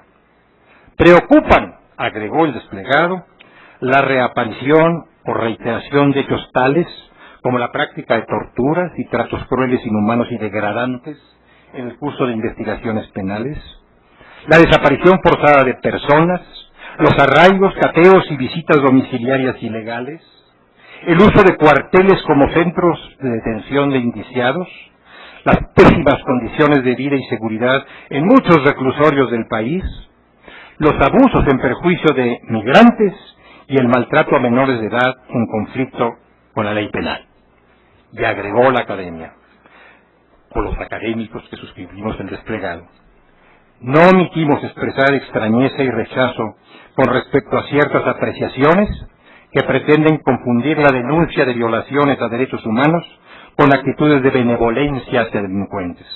En una democracia, la exigencia de observar las reglas propias del Estado de Derecho constituye una garantía para la sociedad y sus integrantes. Debemos, pues, hacer una cuidadosa reflexión sobre lo que ocurre en México y más todavía sobre lo que pudiera ocurrir si nos confiamos en las bondades de una reforma penal que debiera ser profunda y cuidadosamente revisada a la luz de sus bondades y sobre todo, a estas alturas, a la luz de sus resultados. En México están ocurriendo cosas que preocupan, cosas que alarman. Hace unos cuantos días, leyendo esta espléndida revista, que es la revista de la Universidad de México, me encontré con una entrevista interesante, sustanciosa, a Mario Vargas Llosa, que no es sospechoso ni de gobiernismo ni de antigobiernismo por lo que toca a la República Mexicana.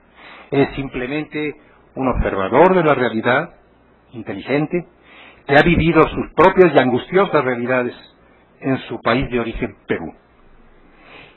Al contestar preguntas del periodista en torno a una novela llamada Lituma en los Andes, en que narra ciertas circunstancias de la vida peruana, de la difícil, trágica vida peruana en determinados años de la historia reciente de esa república hermana, dice Vargas Llosa: escribí esa novela fundamentalmente con la idea de mostrar este fenómeno de viejos demonios enterrados que de pronto resucitan, que aparece paralelamente a un momento de turbulencia social y política.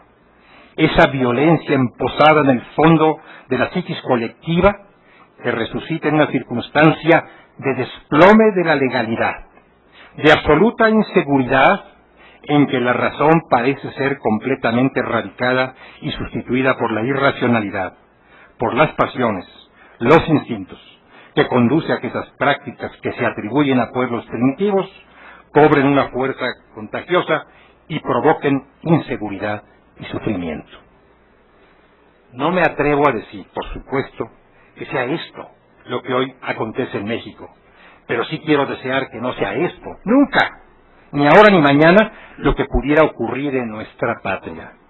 Que no tengamos aquí a esos demonios liberados de las profundidades del inconsciente colectivo, cometiendo crímenes frente a nuestra impotencia para prevenirlos o para contenerlos. Sin embargo, 28,000 o 29,000 o 30,000 fallecimientos en circunstancias violentas nos autorizan a pensar que probablemente algunos de estos demonios han salido de sus sepulturas y están transitando, están circulando por los caminos de México. Ahora mismo enfrentamos la reforma secundaria. Yo considero, es mi punto de vista personal, que la reforma legal, la confección de códigos penales, de procedimientos penales, las leyes de policía, etcétera, etcétera, etcétera, reglamentando la Constitución, no son suficientes. Los desatinos constitucionales, que los hay, por supuesto, hay aciertos y grandes, deben ser remediados con reformas constitucionales. La Constitución merece ser revisada de nueva cuenta para tratar de desfacer algunos de los entuertos en que ha incurrido y de engrandecer algunos de los aciertos que también ha recogido en la reforma del año 2008. Debemos, pues, considerar el problema completo y no limitarnos a decir, como tan frecuentemente se oye, bueno, ahí viene ya la legislación secundaria, ¿qué le vamos a hacer en relación con la constitucional? Ya está, es inamovible. Nuestra historia constitucional demuestra que en nuestro país ninguna norma constitucional es inamovible. Y si hay que rectificar errores, vale la pena que emprendamos el camino de la rectificación.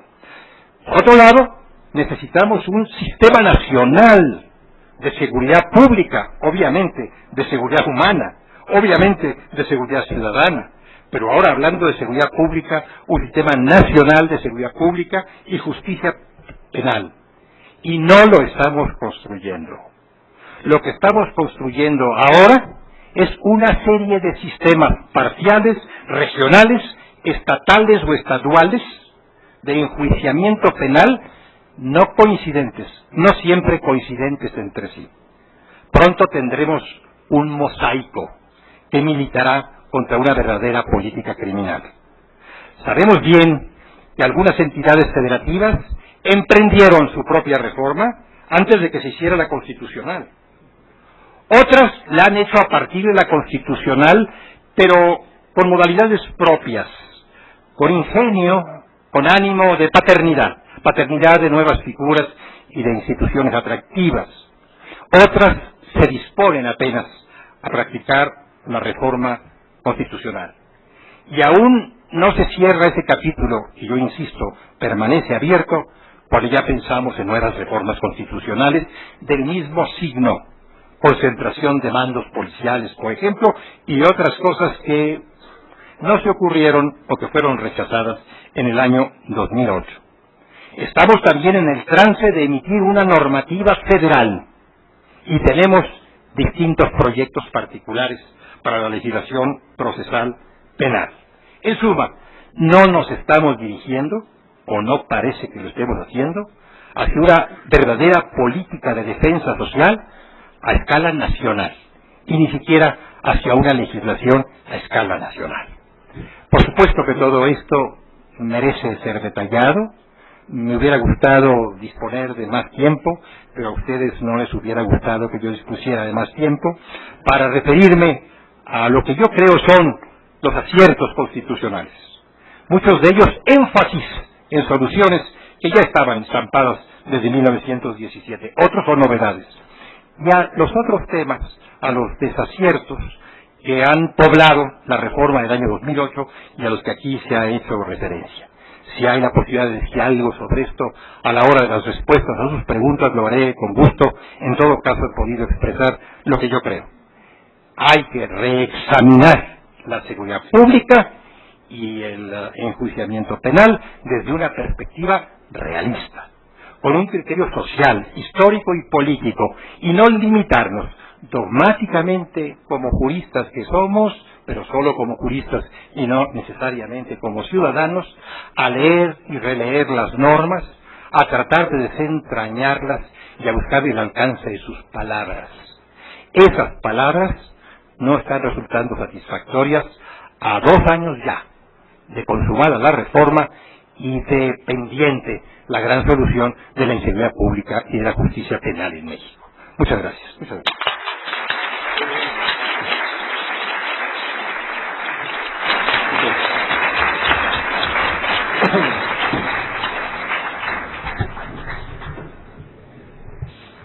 puntualidad milimétrica concluye el maestro su presentación y he recibido ya las preguntas que se han servido ustedes hacerles a los tres ponentes. Están en sus manos las papeletas con ellas, y si ellos no opinan lo contrario, tal vez sería conveniente rogarles que en el mismo orden de sus intervenciones pudieran asumir en el menor tiempo posible, claro, las respuestas a estos cuestionamientos. Gracias. Muchas gracias, doctor, con mucho gusto. Me pregunta Adelina Guadarrama, ¿no es mejor atacar el problema de fondo, que es principalmente el económico, social y político, que estar con estas tendencias del endurecimiento y con esas reformas legales? Sin duda, Adelina, me parece que el tema de la prevención sería aquí fundamental. Esto es algo así, como lo he expresado en más de alguna ocasión, pretender acabar con un grupo de mosquitos y estar atrapando uno tras otro y no erradicar el pantano en donde están emergiendo y generándose todos ellos. Sin duda que debemos de apostarle a la prevención, aspectos de índole social, aspectos de índole político, por ejemplo, en donde hoy por hoy yo me he, en todo caso, obstinado en señalar que cuando se violan los derechos humanos se viola la Constitución, y los servidores públicos que hemos protestado cumplir y hacer cumplir la Constitución en el desempeño de un cargo, no tenemos justificación alguna para desviar el sentido mismo de nuestro actuar. Me pregunta Patricia Nava, ¿cómo garantizar una reinserción social de los internos si las condiciones desfavorables imperan, como es el caso de drogas, armas, teléfonos celulares? Pues mira, Patricia, sin duda que esto es uno de los grandes interrogantes. Estuve en la 4ª Conferencia Nacional Penitenciaria ante todos los responsables de los reclusorios del país y planteamos esa condición. ¿Quién deja entrar las armas? ¿Cómo es posible que permitan ingresar teléfonos celulares, alcohol, comida, mujeres? Válgame, que algunos reclusorios sean como los mejores hoteles. La respuesta es la corrupción, la falta de compromiso claro. Y en algunos casos, solo en algunos, la explicación podría ser la falta de recursos como para poder tener una mayor seguridad. Pero en los más de los casos, el extremo al que estamos llegando es que ya no estamos pensando en cómo evitar que ingresen celulares, sino más bien en comprar aparatos para que se bloquee la señal de celulares desde adentro. Esto es una verdadera barbaridad. Lo que debemos hacer es evitar que se ingresen y no estar pensando cómo remediamos el problema que estamos propiciando. ¿Con qué frecuencia llevamos a cabo visitas de la Comisión Nacional de los Derechos Humanos a los centros de reclusión federales? Por lo menos visitamos los 429 una vez al año, uno a uno, para, como decía el doctor García Ramírez, directamente evaluar las condiciones de lo que ahí está sucediendo, para que no nos lo cuenten, para que veamos la gran distancia entre lo ideal y la realidad, entre la gran brecha que existe en el diseño por tratar de alcanzar una readaptación social y la miseria en la que se encuentran los reclusorios, que no permitirían siquiera alcanzar el más mínimo objetivo en esta materia. Giovanna me pregunta, ¿en qué forma podemos solucionar que disminuyan las violaciones a los derechos humanos? Parece que requerimos un mayor compromiso de todos, seamos servidores públicos o no, una mayor capacitación. El lunes de la semana pasada presenté lo que hemos denominado una carta de derechos y deberes de las personas, una pequeña cartilla con 20 deberes a nuestro cargo, para que conozcamos, para que reconozcamos cuál es el compromiso que tenemos con las instituciones públicas, con la ley, con la nación mexicana, con nuestra familia, con nosotros mismos. Si no nos comprometemos a ello, sin duda que podrán pasar décadas, generaciones, y con miembros de la sociedad poco conscientes, servidores públicos o no, del compromiso que tenemos para con cada una de estas instancias, y sobre todo del daño que le hacemos a las instituciones y al proyecto de nación, desviando el sentido de las cosas, creo que será muy difícil que podamos cambiar. Esperemos poder intensificar desde la Comisión Nacional de los Derechos Humanos estas tareas de educación, de capacitación y lograr algún día un compromiso de todos, sobre todo los que somos servidores públicos, de hacer nada más y nada menos lo que estamos obligados a realizar en términos legales.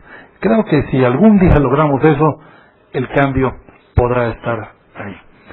César Mariscal, en concreto, ¿cuál es su propuesta para regular la operatividad de las instituciones de derecho en materia penal? ¿Cómo poder reencauzar al personal que vicie la aplicación de la ley penal? Pues me parece que sobre esta perspectiva, miren ustedes, es válido que se destinen hoy por hoy cerca de 150,000 millones de pesos a las corporaciones policiales y tengamos en el abandono a las Procuradurías de Justicia. Son estos los servidores públicos que se van a encargar de integrar la averiguación previa, determinar la responsabilidad del delincuente y buscar la condena. Ministerios públicos con un salario verdaderamente lamentable, en condiciones laborales de un abandono y de un olvido desexplicable, aunque no justificable, la falta de eficiencia, de desempeño en la labor que llevan a cabo. Lo mismo en la parte de los reclusorios. Es fundamental que pueda voltearse la mirada y no perder de vista que tan importante es detener al delincuente como lograr su readaptación social o reinserción social, y quizás sea más importante esta última parte, porque algún día lo tendremos de regreso en la sociedad, y si no fue readaptado plenamente, seguramente estaremos en condiciones de mayor vulnerabilidad que aquellas en las cuales nos encontrábamos antes de que hubiera sido detenido y condenado.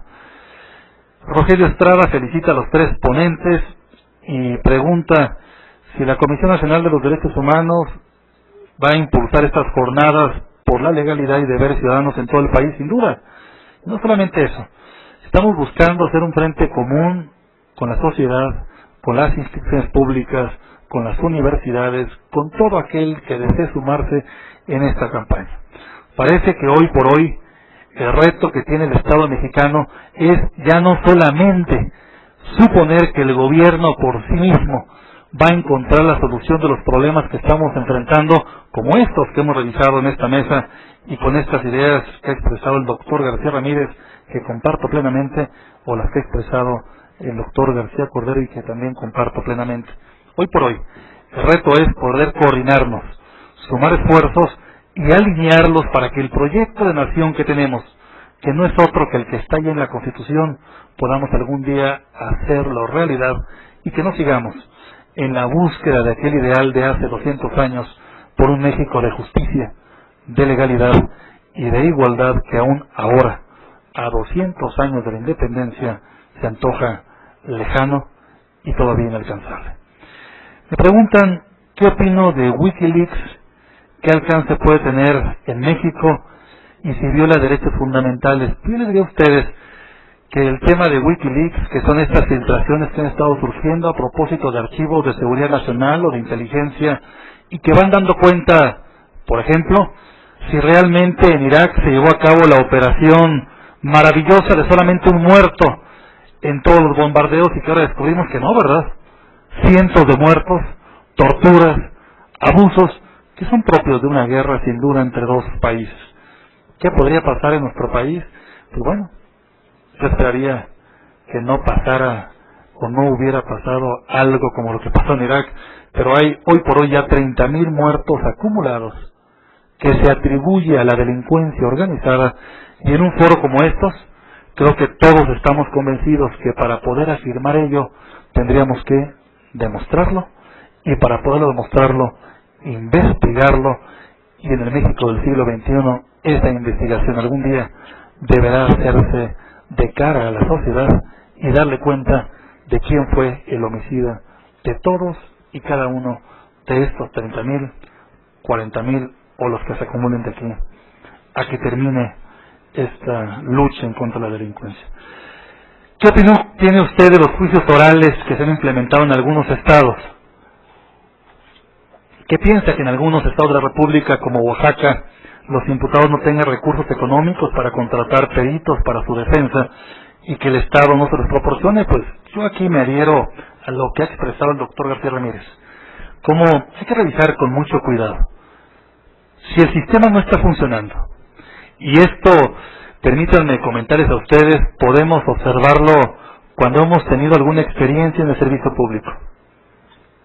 En mi caso, aquí en esta mesa, el de menos experiencia en el servicio público, pero con alguna, y que podemos claramente identificar que no es tan fácil poder vencer inercias, que poder cambiar una institución pública no se da de la noche a la mañana, que cuando sea una reforma como esta en materia de juicios orales, ojalá no nos pase lo que me decía algún colega argentino, y nos llegó la reforma en materia de justicia oral, y el gran cambio fue una modificación del letrero tradicional del juzgado, donde se dijo, y ahora este es el juzgado de la nueva justicia oral, con los mismos recursos, con el mismo personal, con las mismas deficiencias, con más carga, con más compromiso, con más responsabilidad. Parece que cuando se medita con una reforma de estas características, o sobre una reforma de estas características, hay que meditar también con mucho cuidado en quién la va a llevar a la práctica, si le estamos dando las condiciones para ello, y si hay viabilidad de que no nos equivoquemos, o bien si el camino pudiera ser tan escarroso y expuesto a equivocaciones como en el pasado o no. Mi opinión es que lamentablemente estas reformas se dieron con tal celeridad y con tal, en buena medida, buena voluntad, que no se tomó en cuenta, lamentablemente, el factor humano, y hoy por hoy en algunos estados están pagando algunas consecuencias como estas, que mencionaba el doctor García Ramírez, y que expresaba, a su vez, la entonces Procuradora de Justicia.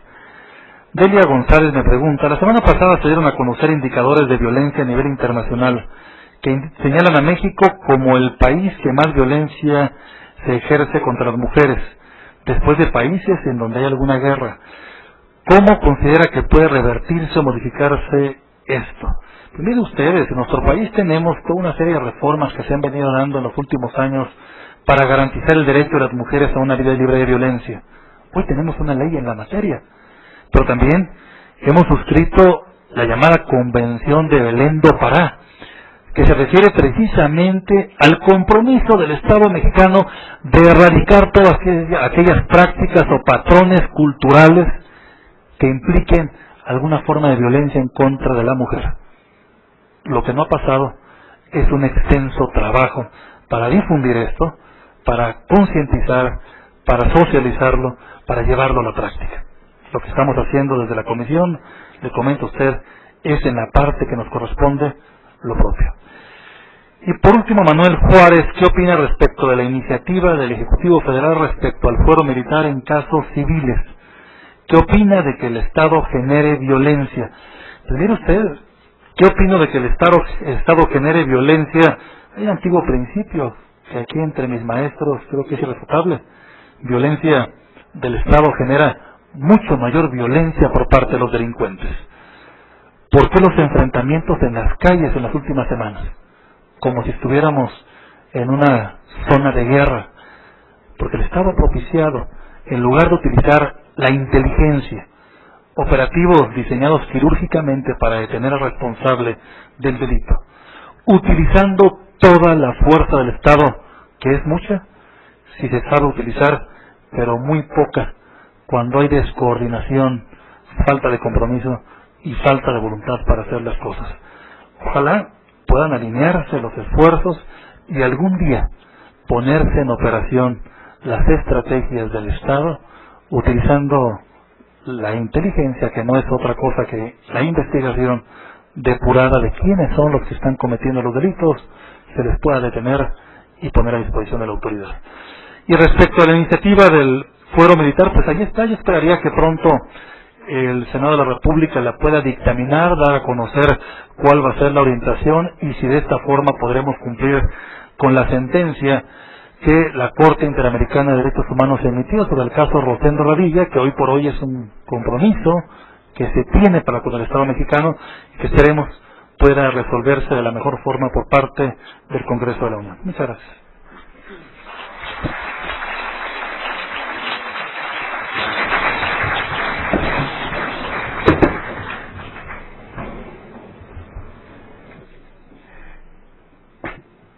A mí me preguntan Rosa Espinosa, Stephanie Colín y Almadelia Arriola, tres cuestiones que son fáciles y que las podemos englobar.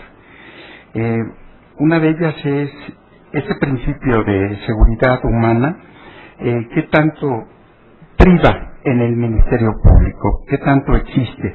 Bueno, pues es un concepto nuevo que está evolucionando, aunque parezca extraño y paradójico, y que apenas se le está dando el lugar que merece, y por lo tanto el Ministerio Público todavía está muy lejos de lo que es una seguridad humana, en el sentido estricto de seguridad humana. La otra pregunta va muy ligada porque dice, ¿cuál es en concreto la diferencia entre seguridad ciudadana y la seguridad pública? En la seguridad ciudadana vemos una operatividad policíaca fundamentalmente respaldada de una normatividad. En la seguridad pública es simple y llanamente orden con justicia, orden a través de las bayonetas, orden simplemente. Y finalmente la irrupción de los derechos sociales en los derechos humanos. Bueno, a mí me gustaría mucho que la persona que me hace esta pregunta leyera, que existe, lo va a encontrar en muchos lugares, las generaciones de los derechos humanos. Le va a ayudar mucho y le va a abrir los ojos en ese sentido. ¿Cuáles son estos derechos sociales? Pues la salud, la vivienda, la educación, el trabajo. Muchas gracias.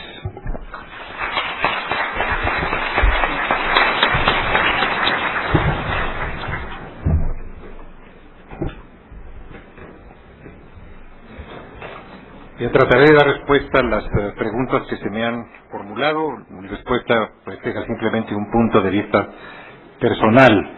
En una de las preguntas quiere doña Stephanie Colín, a propósito de que la reforma no ha sido suficiente para enfrentar la gran problemática que tenemos al frente, cuántas reformas se necesitarán y cuántos convenios internacionales hacen falta para ver resultados. ¿Es esto más bien un asunto de voluntad política? Evidentemente nos hacen falta reformas institucionales, no solamente constitucionales, y evidentemente es preciso que las reformas que se han hecho, las que sean plausibles, efectivamente se cumplan y no queden como parte de una especie de retórica política o retórica constitucional. También es preciso que los tratados internacionales de los que México es parte se observen puntualmente en nuestro país. Yo no diría tengamos más tratados internacionales, puede haberlos, por supuesto, no rechazo la idea, pero ¿qué hay de los que actualmente nos obligan, nos comprometen? ¿Los estamos realmente cumpliendo? La reforma constitucional del año 2008 es consecuente con todos y cada uno de los tratados internacionales que suscribimos, obligándonos a su cumplimiento. Yo diría que es consecuente con algunos de ellos, pero que es inconsecuente con otros. Y para no lanzar afirmaciones sin ejemplos concretos, me parece que en la reforma de 2008, en la constitucional y en las que pudieran derivar estrictamente de ella, hay inconsecuencia con el derecho internacional de los derechos humanos en materias tales como la prisión preventiva. El régimen que establece el artículo 19 sobre prisión preventiva es incompatible con el derecho internacional de los derechos humanos. Las normas sobre reclusión, también constitucionales, artículos 18 y 19, no todas, varias de ellas, también me parecen incompatibles con la normativa internacional de los derechos humanos que México ha suscrito, a cuya observancia se ha obligado. El sistema de la llamada privación de dominio es de muy dudosa compatibilidad con las normas internacionales a propósito de garantías legales, de garantías procesales. Suavemente digo esto, es muy dudosa su compatibilidad. A mi modo de ver, es incompatible, pero quisiera abrir la posibilidad de que se demostrara otra cosa. Me parece que es un sistema manifiestamente incompatible con las garantías sustantivas y con las garantías procesales. Y por supuesto la reducción de garantías procesales en la que hemos incurrido en la reforma del año 2008. No quiero insinuar, lo subrayo una vez más, que la reforma de 2008 sea toda ella una reforma errónea. No quiero insinuar semejante cosa. Hay muchas aportaciones plausibles, pero no me están preguntando por las plausibles, sino por aquellas que pudieran entrar en conflicto con los tratados internacionales, y en mi modo de ver son por lo menos esas. Esto me permite también responder, creo que he respondido ya, a la pregunta de don José Luis Trujillo Sotelo sobre qué reformas debieran hacerse en materia de derechos humanos para erradicar de nuestra Constitución este régimen de excepción que creamos a propósito de la delincuencia organizada. Lo vinimos incubando desde 1996, los resultados han sido absolutamente negativos en la práctica y en la norma, y hemos reincidido y elevado el tema al rango constitucional como si estuviéramos muy satisfechos con los resultados arrojados por la legislación secundaria. Creo que este tiene que ser revisado. Creo que debe darse una revisión profunda de esta bifurcación en la que hemos caído. Un sistema con garantías plenas y un sistema con garantías recortadas, reducidas y disminuidas. Por cierto, esta calificación no es mía. Esta calificación está en los documentos del Constituyente Permanente, que requirió, y así lo dijo, reducción de ciertas garantías en aras de la lucha contra la inseguridad pública. ¿Qué opina acerca de la creación del Ombudsman Policial en México? La figura del Ombudsman históricamente no es monolítica. No podemos pensar que por fuerza solo exista un ombudsman en un país. Puede haber ombudsmen, dicen, especializados. Me parece que esta es una posibilidad abierta en distintas áreas, como ha ocurrido en múltiples países. Pero más que pensar en más y más y más figuras del ombudsman, recordemos que ya tenemos una vigorosa figura de ombudsman prevista en nuestra Constitución. Un ombudsman nacional y ombudsmen regionales, locales, estaduales. Entonces, no caigamos en la ilusión de que creando más figuras de estas características va a haber un escrupuloso respeto por los derechos humanos. Más valdría, creo yo, fortalecer el ombudsman que ya tenemos y cumplir puntualmente sus recomendaciones, que salir del problema o salir del paso creando más personajes a los que pongamos el rótulo de ombudsman, sin que por ello diga yo que eso sea imposible o indeseable. Me parece que no es la solución, no va por ese camino. Y me preguntan también, don César Augusto Mendoza, si creo que con los retrocesos en cuanto al goce de derechos fundamentales derivados de la reforma penal se refresca la tesis que establece límites a la reforma de la parte dogmática de la Constitución. Por supuesto que hay límites para la reforma constitucional, no solamente límites procesales que establece la propia Constitución al fijar el procedimiento de mutación, de cambio, de mudanza constitucional. Hay límites que derivan de la dignidad humana, hay límites que derivan de la naturaleza del ser humano y de sus derechos fundamentales. De ninguna manera podríamos aceptar que pudiera la voluntad del constituyente avasallar la dignidad humana y los derechos fundamentales, diciendo, como está en la Constitución, se ha vuelto bondadoso el atropello. No podríamos aceptar que de pronto nuestra Constitución, espero que no sea el caso, recuperase o consagrase la tortura o los tratos inhumanos y degradantes, poniéndolos a salvo de cuestionamiento porque ya se encuentra en la Constitución. Esto que se ha pretendido hacer con el arraigo no debiera hacerse jamás. La Constitución tiene límites, el poder constituyente tiene límites, y el corazón de esos límites se encuentra en la dignidad humana. Muchas gracias.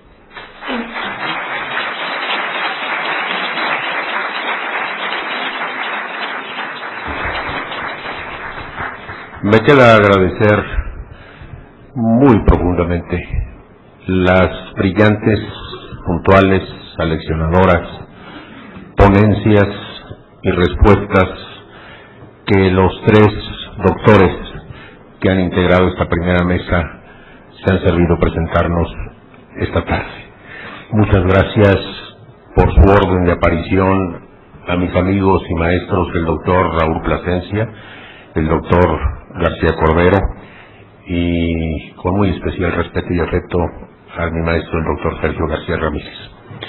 Para continuar puntualmente con los trabajos de estas jornadas, la mesa 2 iniciará después de un receso de 10 minutos exactamente, y ojalá sean ustedes los que nos exijan a nosotros esa puntualidad, en 10 minutos más.